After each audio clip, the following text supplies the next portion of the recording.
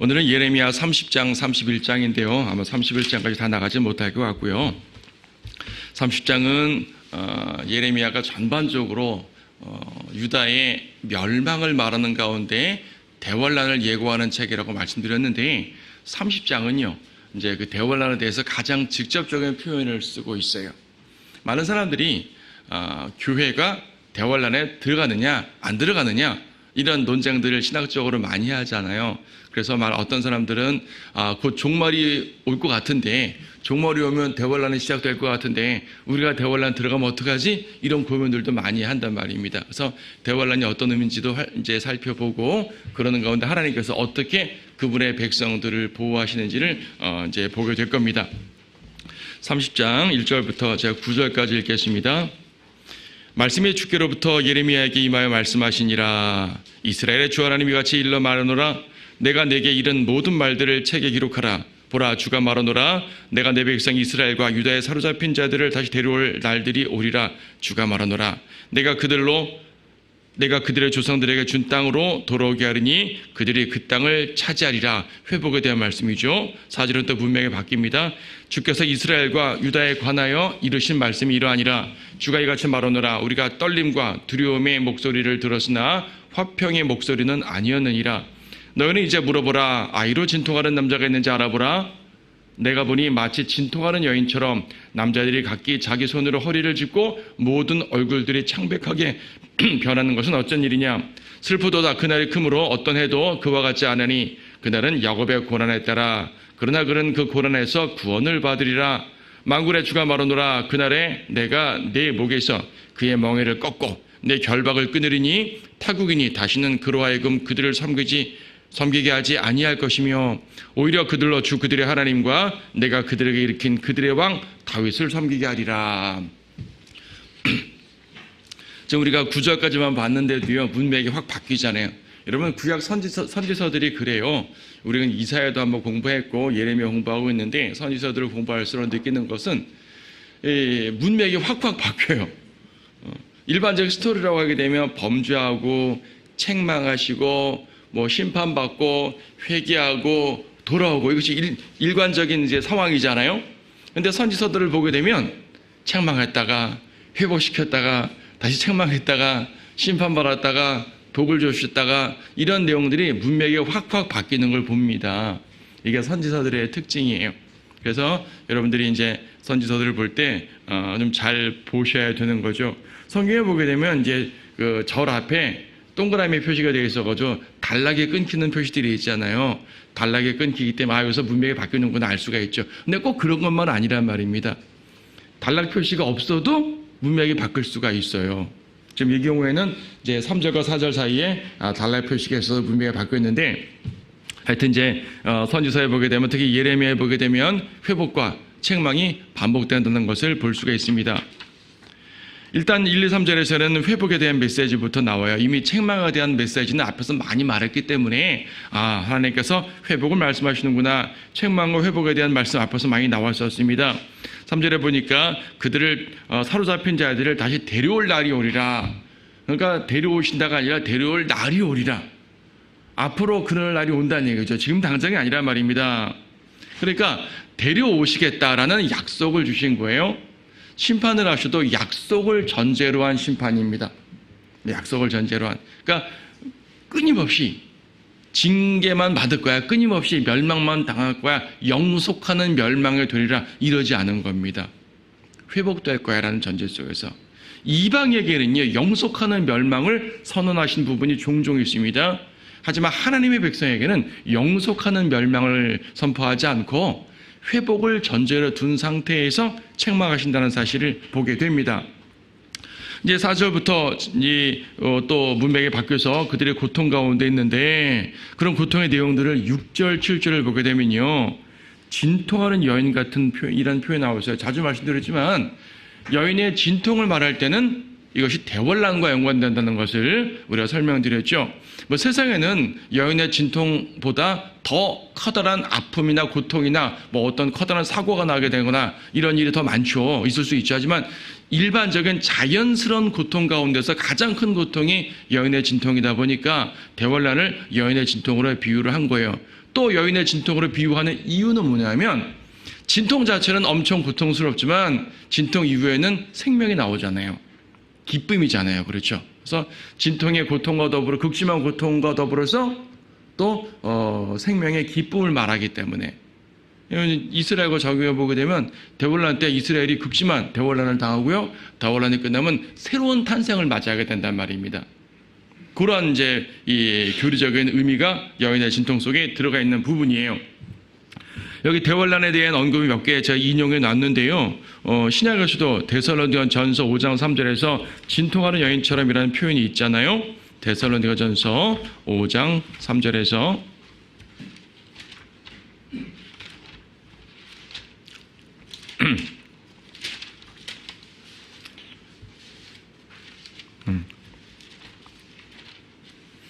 그들이 평안하다 안전하다 하고 말할 때 아이벤 여인에게 진통이 오듯 갑작스런 멸망이 그들에게 말이니 결코 피하지 못하리라.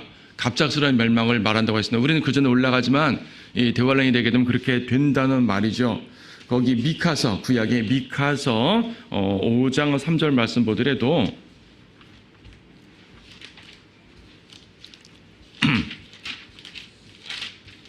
미카서 5장 3절 그러므로 진통하는 그 여인이 해산하기까지는 그가 그들을 버려두실 것이나 그 후에 그의 형제들 중에 남은 자는 이스라엘 자손에게로 돌아오리라. 자, 돌아오는 것 연관되고 있고요. 그러나 해산하기까지 진통한다는 말 나오고 있죠. 진통의 고통은 극심합니다. 하지만 그 후에 회복됩니다. 이스라엘이 새롭게 탄생한다는 개념을 적용하고 있는 거예요. 야, 봅시다. 그래서 이제 7절에 보게 되면 다시 본문으로 와서 7절에 보게 되면 슬프도다 그날의 금으로 어떤 때도 그와 같지 않나니 그날은 야곱의 고난의 때라라고 말합니다. 야곱의 고난의 때. 대환란을 언급하는 가장 직접적인 표현이 바로 야곱의 고난의 때예요.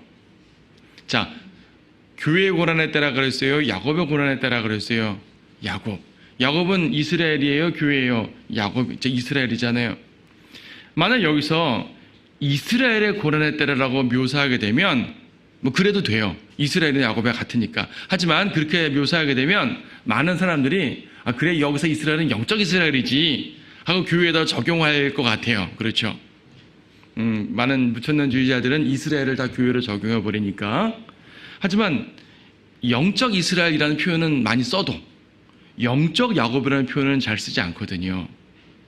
야곱이라 말할 때는 육신적인 이스라엘, 그러니까 물리적인 이스라엘 자체를 말할 때 쓰는 표현이에요. 물론 구약에서 이스라엘이라고만 써도 당연히 교회가 아니라 이스라엘 말하는 건 맞지만 하나님은 더욱더 강조해 주시려는 것 같아요. 야곱이라고 말씀하시면서 이건 교회가 아니야, 이건 이스라엘이야 라고 못을 박아주신 거거든요. 야곱의 고난의 때. 그래서요, 대환란은 야곱, 이스라엘을 향한 고난이에요. 그럼 이방인들은 고난 안 받습니까? 아니요, 이방 세계도 고난 받죠. 계시록 보게 되면 적그리스도가 통치하는 그러한 세계가 이스라엘만은 아니라 세계적으로 미칠 것이거든요. 하지만 핵심은 이스라엘이에요. 이스라엘. 계시록에 흘러가는 묘사도 보세요. 다 이스라엘 땅에서 지나가는 묘사로 나오잖아요. 아마겟돈도 이스라엘 땅에 있는 것이고, 그렇죠? 예루살렘 얘기 나오는 것이고, 두 죽인 얘기도 예루살렘 땅에서 펼쳐지는 얘기고, 그들이 페트라로 도망가지만 페트라로 이스라엘 바로 옆에 있는 곳 아니겠습니까? 다 그쪽 지역을 포인트로 삼아서 설명을 하고 있습니다. 구약의 수많은 내용들 마찬가지고요. 그래서 이방인들도 고통을 당하는 건 맞지만 포인트는 이스라엘에게 있다 이거죠.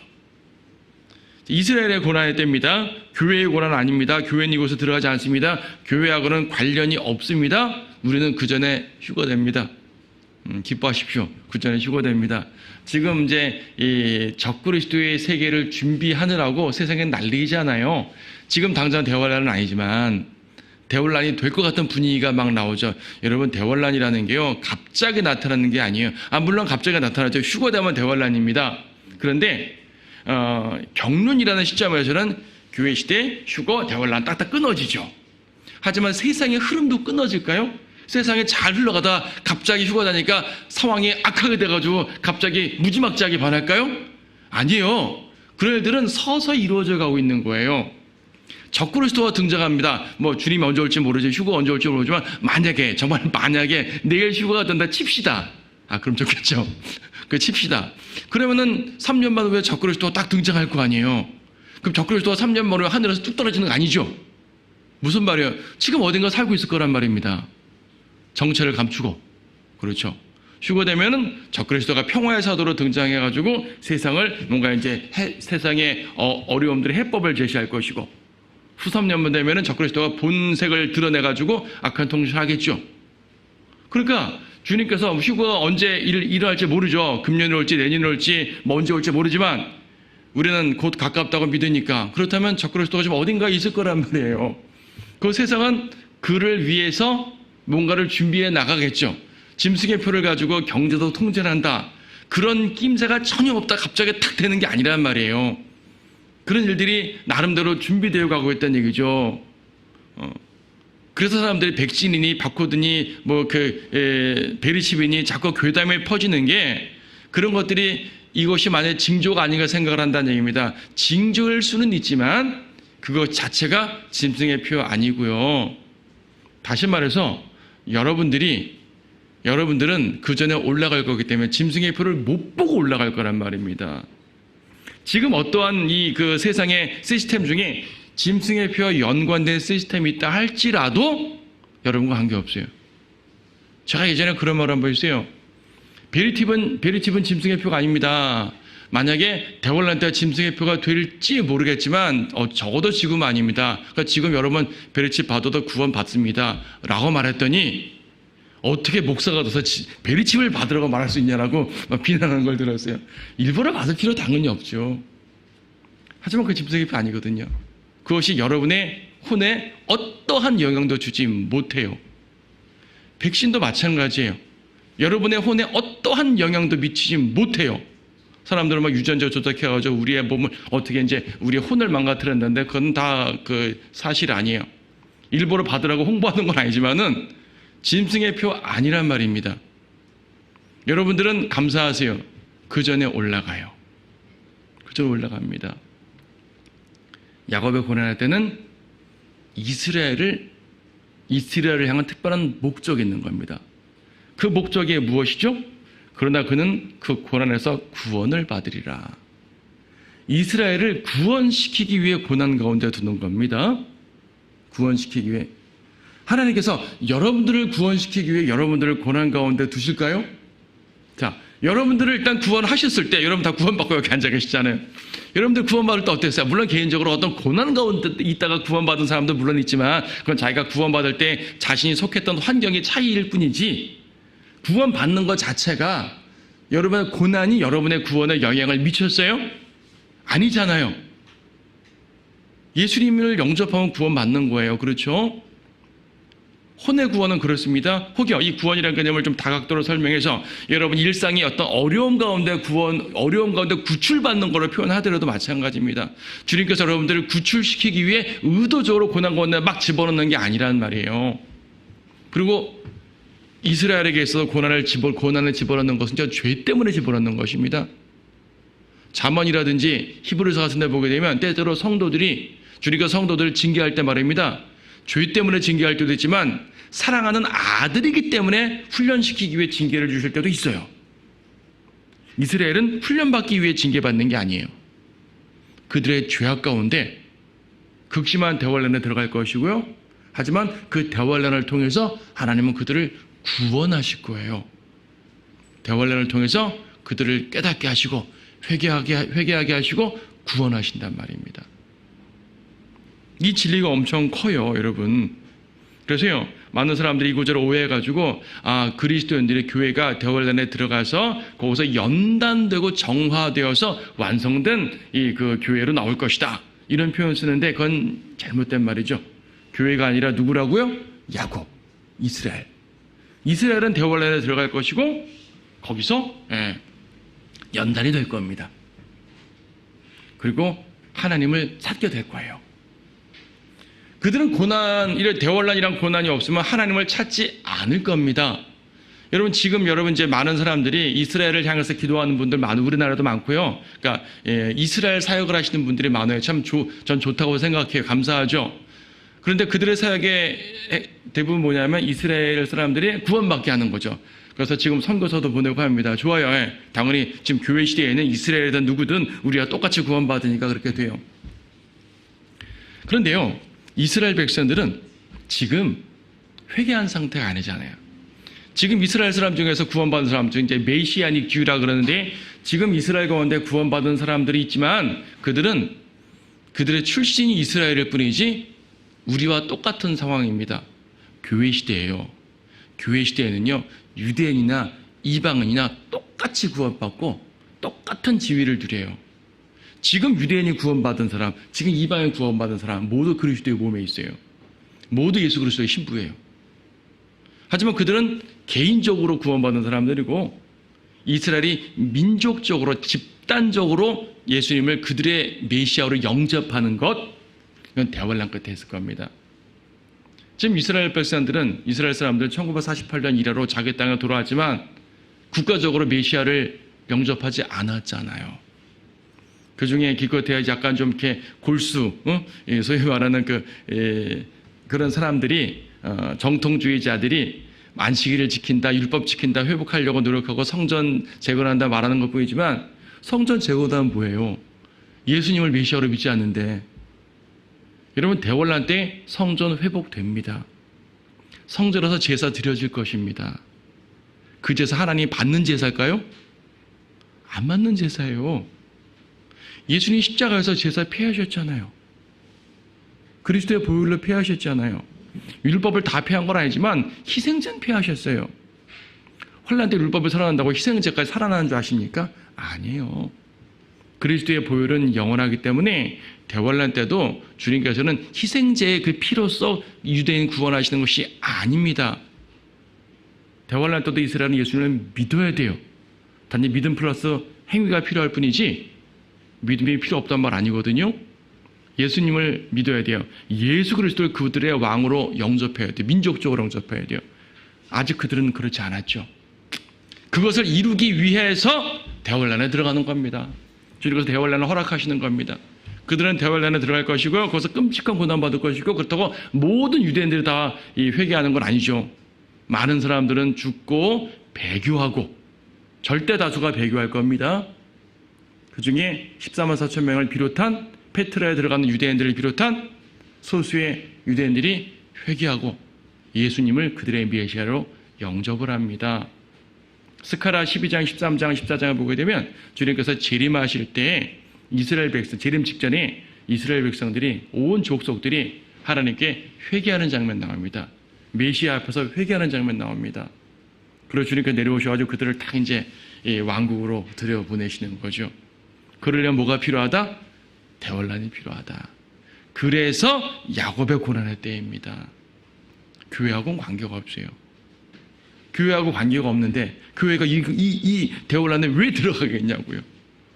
오히려 교회는 그리스도의 몸인데 그리스도의 몸이 대환란을 남다는 얘기는 그리스도가 대환란을 남단 말이잖아요. 안 되죠. 교회 중에 1분은 휴거되고 1분은 대환란 남는다. 그럼 예수님의 몸이 반으로 찢겨져서 1분은 올라오고 1분은 안 올라간다. 말이 안 되죠. 그분의 몸은 하나이기 때문에 결코 그렇게 되지 않습니다. 그래서 이 구절은 유대인에 관한 구절이지 교회에 관한 구절 아니다라는 것을 교리적으로 명확하게 이해를 하셔야 됩니다. 만군의 주가 말하노라 8절이요. 그날에 내가 내 목에서 그의 멍에를 꺾고 내 결박을 끊으리니 타국인이 다시는 그로 하여금 그들을 섬기게 하지 아니할 것이며 그러니까 더 이상 이스라엘은 이방의 통치를 받지 않는단 말입니다. 이스라엘 역사적으로 보세요. 다윗과 솔로몬 이래로 히스키야 요시야 왕 이래로 항상 이방인의 통치를 받았잖아요. 아시리아의 통치 받았죠. 바빌론 통치 받았죠. 재판관계 때도 이미 많은 이방 통치 받았지만 바빌론 이후로는 페르시아 통치 받았죠. 그리스 통치 받았죠. 로마 통치 받았죠. 그 다음에는 아예 사라졌죠. 지금 독립했으니까 통치 안 받네요. 지금은 통치 안 받죠. 아직은. 적그리스도 통치 받을 겁니다. 그 모든 것들을 다 끝난 다음에 더 이상 이방의 통치를 받지 않아요. 그럼 이방의 통치 받지 않으면 누구의 통치 받을 것인가? 9절. 오히려 그들로 주 그들의 하나님과 내가 그들에게 일으킨 그들의 왕 다윗을 섬기게 하리라. 다윗 왕국의 회복을 말하는 거죠. 다윗의 통치를 봐도 에스겔 34장 37장 몇 군데 얘기했지만 에스겔에서도 보게 되면은 이 부활 때, 그러니까 이제 천유나무 때요, 예수님이 물론 왕이셔요. 예수님이 예루살렘에서 유대인의 왕이자 전 세계의 왕인 거예요. 유대인 왕인데 유대인의 왕 혼자 다스리는 거 아니고 밑에 여러 통치자들이 있을 거 아니겠어요.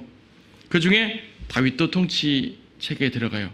다윗이 대표 통치자가 될 것이고, 마태복음 19장을 보게 되면은요, 예수님께서 예수님의 12 제자들에게 이스라엘 12지파를 재판하리라 라고 말씀하고 있거든요.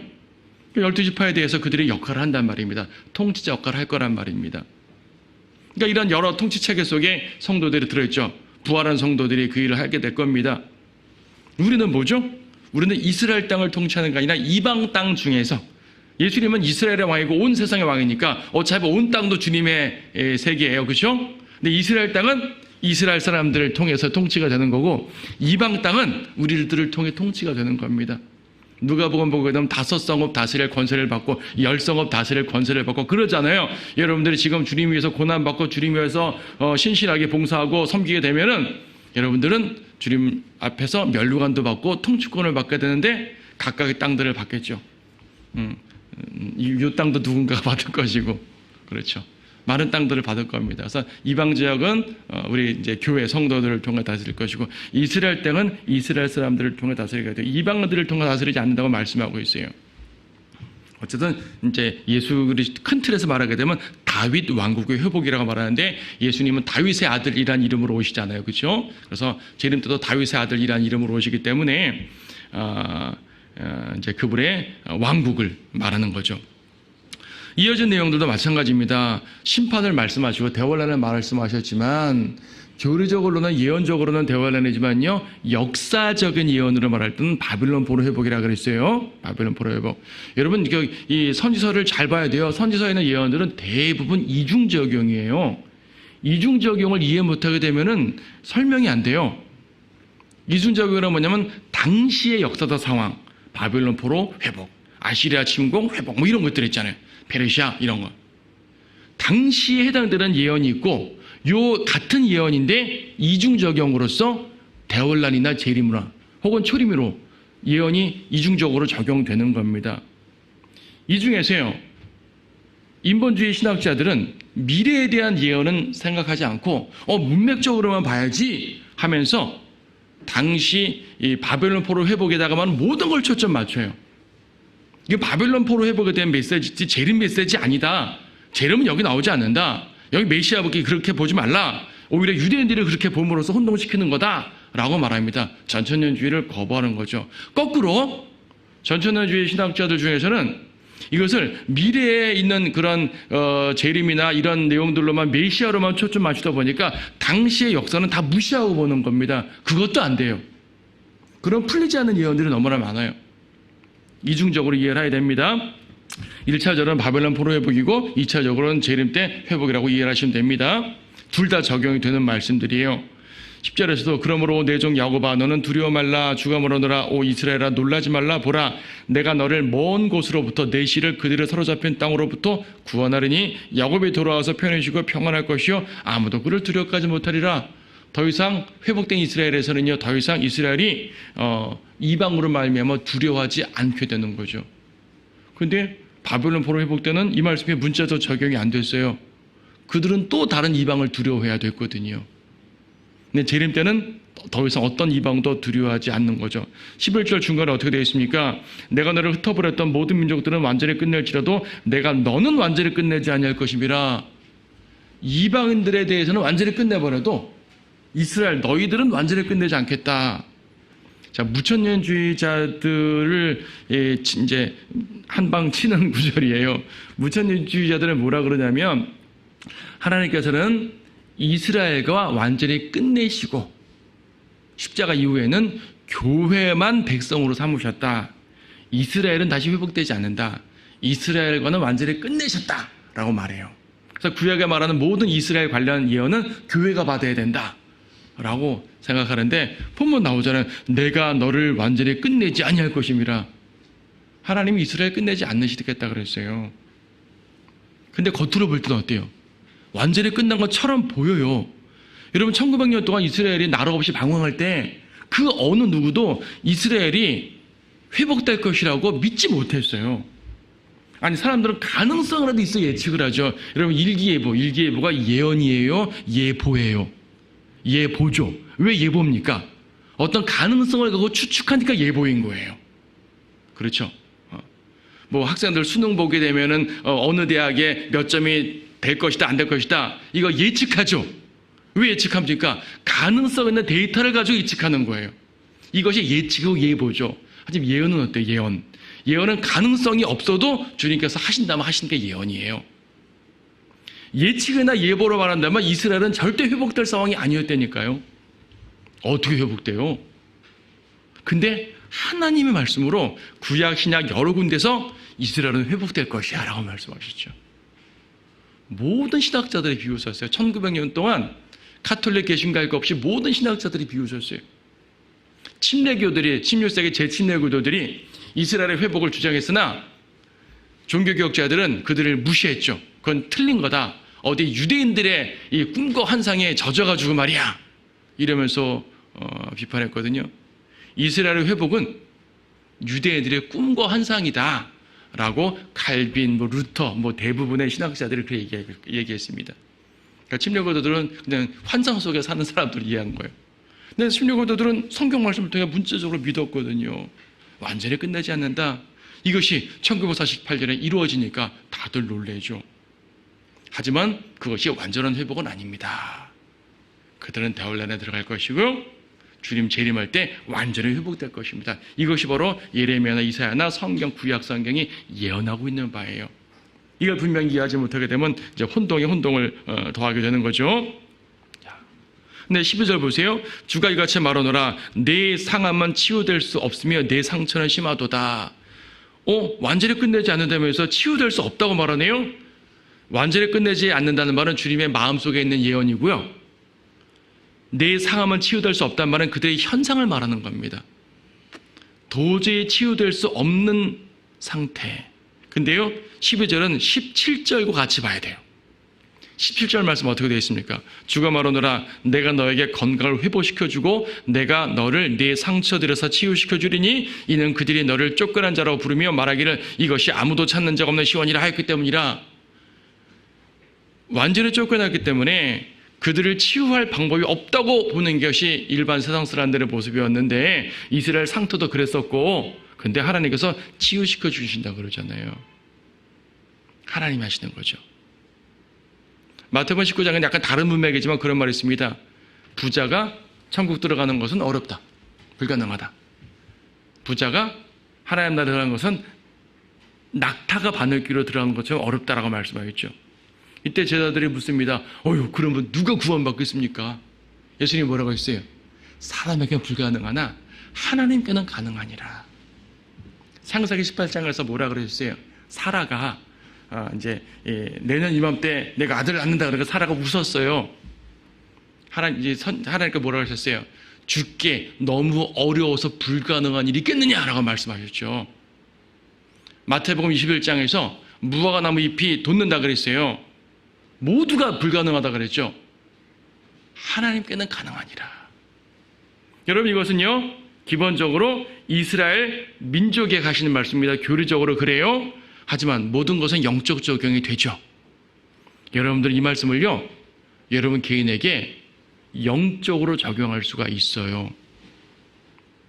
교리는 파괴하면 안 됩니다. 교리는 교리대로 놔두고 영적으로 적용할 수가 있어요. 어떻게 적용할 수 있습니까? 여러분의 죄가 극심하단 말이에요. 누구도 치유할 수가 없어요. 주님은 치유할 수 있습니다.